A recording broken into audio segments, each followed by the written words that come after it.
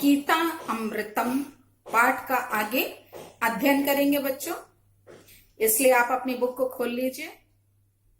देखिए बच्चों, हम लोग ऑफलाइन भी इसका अध्ययन कर रहे हैं स्कूल में, इसलिए मैं चाहूंगी कि ज्यादा से ज्यादा बच्चे स्कूल आए ताकि जो है अच्छी प्रकार से उसको समझ सकें। तो बच्चों, यदि आप किसी कारणवश नहीं आ पा रहे हैं तो कोई बात नहीं, लेकिन आप ध्यान से इस वीडियो को सुनिएगा और अपनी फेयर कॉपी में इसका अनुवाद भी लिख लीजिएगा। तो अपनी बुक में देखिए, आज हम लोग 6वें से अध्ययन करेंगे, क्योंकि 5 श्लोक तक तो हमने पढ़ लिया है। अब हम लोग 6वें से इसका अध्ययन करेंगे। तो अपनी बुक को खोल लीजिए। वसांसि जीर्णानि यथा विहाय नवानि गृह्णाति नरो अपराणि तथा शरीराणि विहाय जीर्णानि प्लस अन्यानि, 2 शब्द हैं बच्चों यहाँ पे। संयाति नवानि देही। देही मतलब होता आत्मा, ठीक है। यहाँ पे कहा जा रहा है वसांसी। वसांसी मतलब वस्त्रों को, और जीर्णानि मतलब फटे पुराने।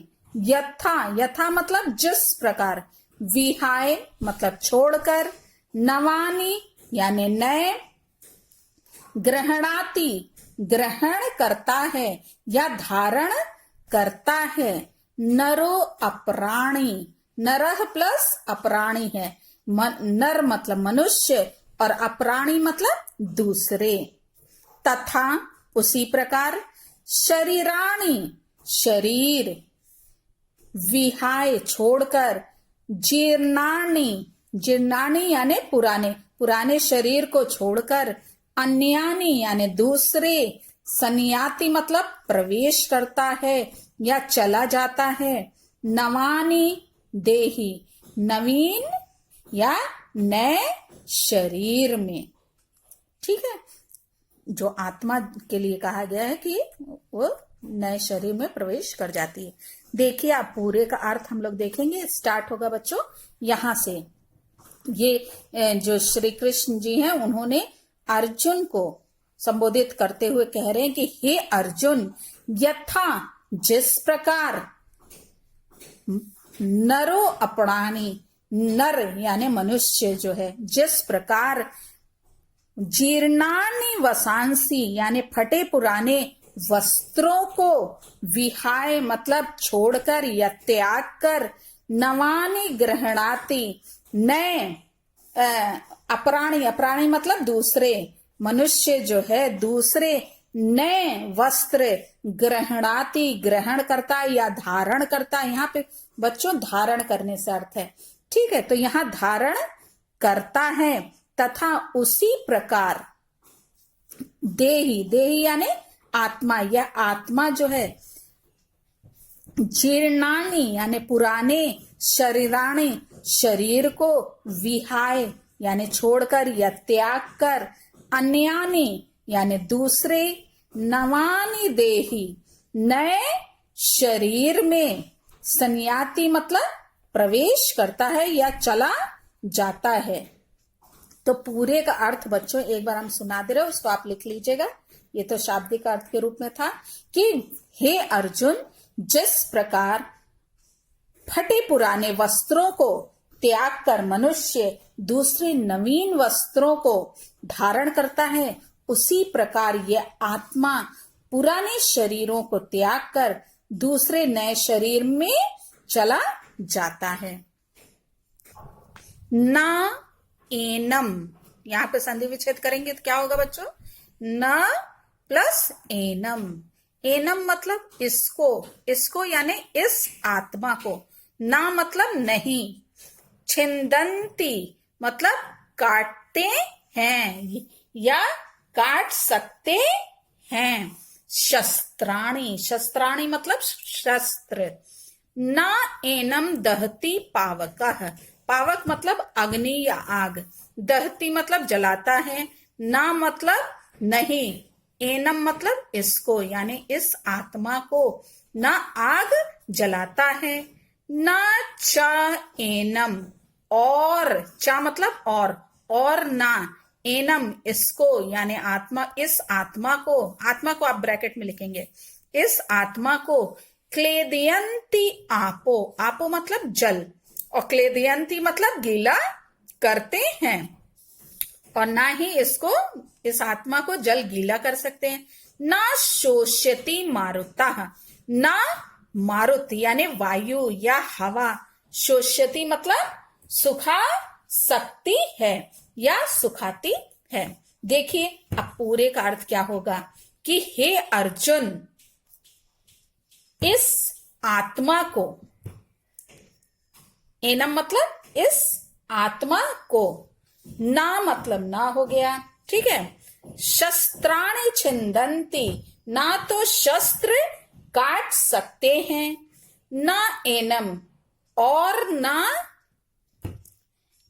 इसको आग दहती मतलब जला सकती है, ना चा एनम, और ना इसको यानी इस आत्मा को जल गीला कर सकते हैं।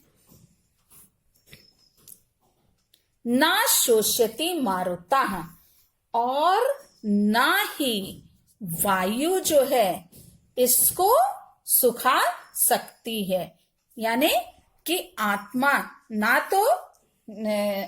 को ना तो शस्त्र काट सकते हैं, ना आग जला सकती है, और ना ही जल इसको गीला कर सकते हैं, और ना वायु इसको सुखा सकती है। तो बच्चों आप इसको अपनी फेयर कॉपी में लिखिएगा, इस सब श्लोक का अर्थ। सुनिए एक बार फिर से इसका अर्थ हम आपको बता दे रहे हैं कि हे अर्जुन, संबोधन चिन्ह, इस आत्मा को ना तो शस्त्र काट सकते हैं, ना अग्नि जला सकती है, न जल गीला कर सकते हैं, और ना ही वायु सुखा सकती है। अब नेक्स्ट देखा जाए, जातस्य ही ध्रुवो मृत्यु ध्रुवम जन्म मृतस्य च तस्माद् अपरिहार्ये अर्थे न त्वं शोचितुम अर्हसि। ध्रुव मतलब होता है निश्चित, ध्रुव मतलब निश्चित, और तस्माद अपरिहार्य अर्थे, तस्माद अपरिहार्य अर्थे, तीन शब्द जुड़ा है।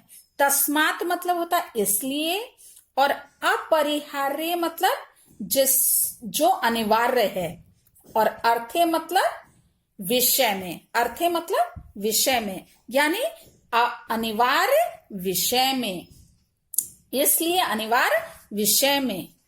अब यहां से स्टार्ट करते हैं, ये तो कठिन शब्द का अर्थ हुआ बच्चों।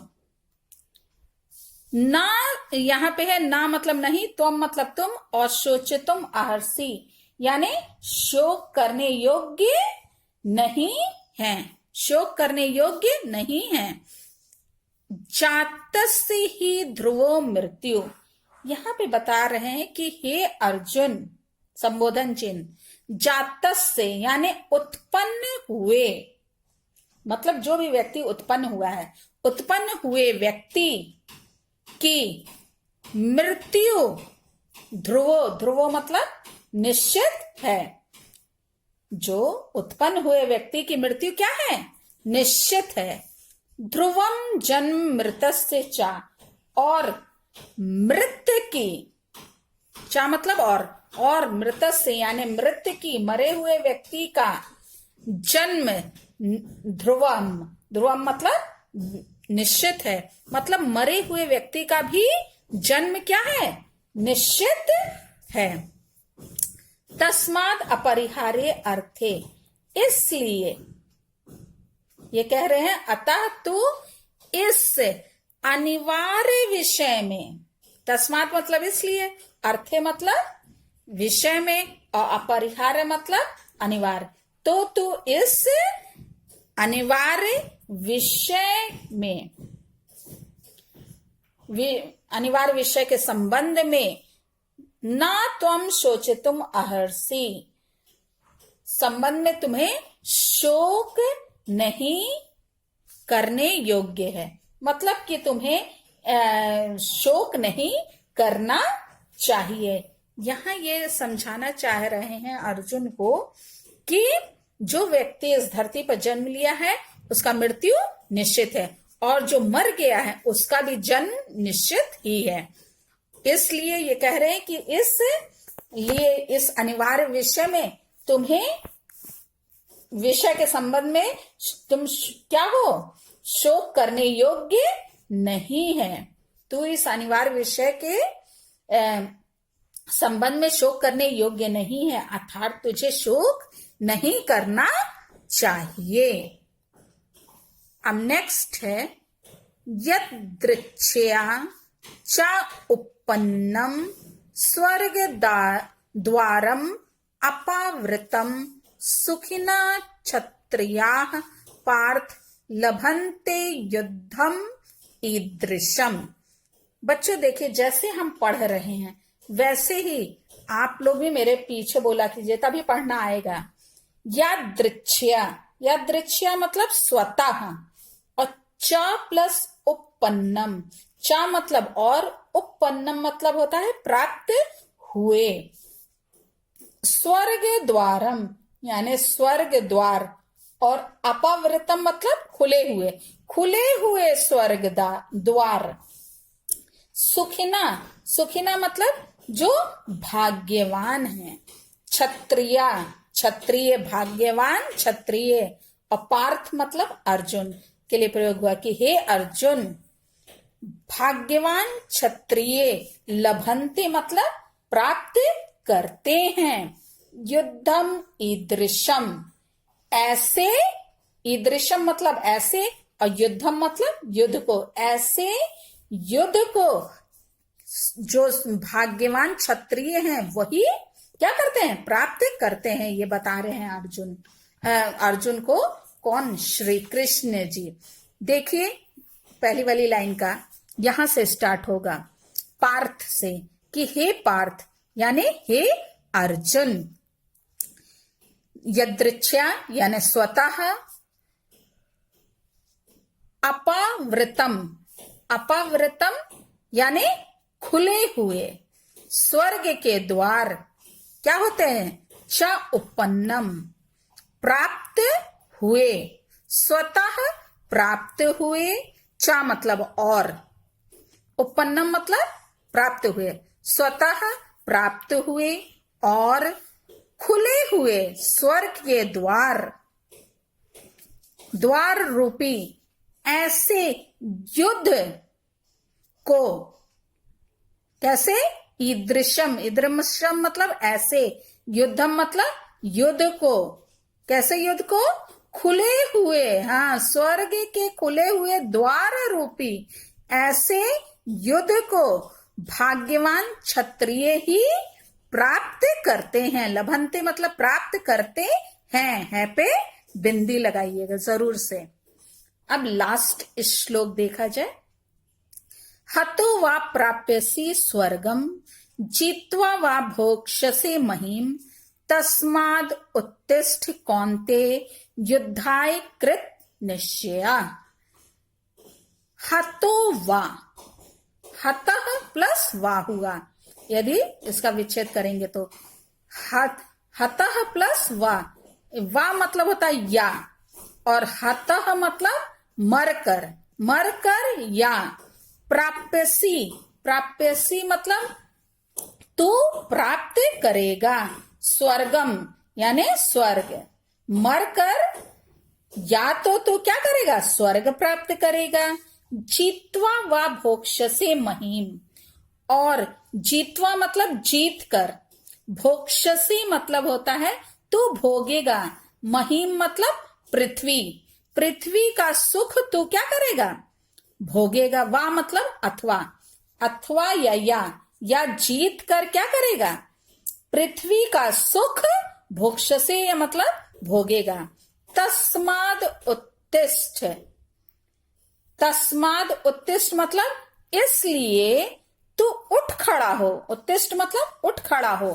कौन्ते, हे कुंती पुत्र, कौन्ते मतलब हे कुंती पुत्र, अर्थात अर्जुन, हे कुंती पुत्र अर्जुन, युद्धाय, तो इसलिए तू युद्ध के लिए, युद्धाय यानी युद्ध के लिए, कृत निश्चय, निश्चय करके उठ खड़ा हो। फिर से अब पूरे का अर्थ बता रहे हैं बच्चों, ध्यान से सुनिए। कौन्ते से स्टार्ट होगा। हे कौन्ते यानी हे कुंती पुत्र अर्जुन, तू या तो मरकर क्या करेगा, मरकर स्वर्ग प्राप्त करेगा, या जीत कर पृथ्वी का सुख भोक्ष्यसे मतलब भोगेगा। इसलिए क्या कर, कृत निश्चय, युद्धाय युद्ध के लिए, निश्चय करके, निश्चय कृत मतलब करके, इसलिए युद्ध के लिए निश्चय करके, उत्तिष्ठ यानी उठ खड़ा हो। तो इसको बच्चों आप लोग अच्छे से तैयार कर लीजिएगा और इसका अर्थ अपनी फेयर कॉपी में अनुवाद इसका लिख लीजिएगा। Thank you.